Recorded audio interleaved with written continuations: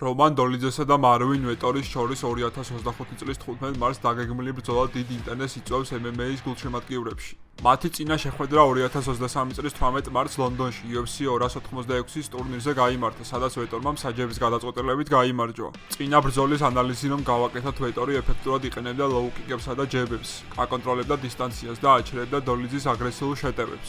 მისი დაცვა და გამძლეობა საშუალებას აძლევდა გაეძლო ძლიერი დარტყმებისთვის. დოლიძე ავლენდა აგრესიულ სტილს, იყენებდა ძლიერ ჰუკებსა და აპერკოტებს, ცდილობდა დისტანციის შემცირებას და ახლო ბრძოლაში ჩართვას. თუმცა მან ვერ შეძლო თავისი გეგმის სრულად განხორციელება ვეტორის ეფექტური დისტანციის კონტროლის გამო. წინა გამოცდილების გათვალისწინებით რომანმა უნდა გაამახვილოს ყურადღება ლოუ-კიკებისგან დაცვის გაუმჯობესებაზე და ჯებების შემდეგ კონტრშეტევებზე.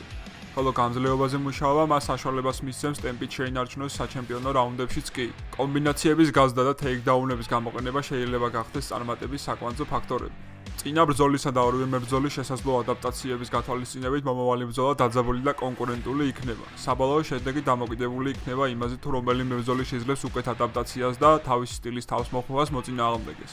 თუ მოგეწონათ ასეთი სახის ვიდეო, მოიწონეთ და გამოიწერეთ ჩვენი არხი.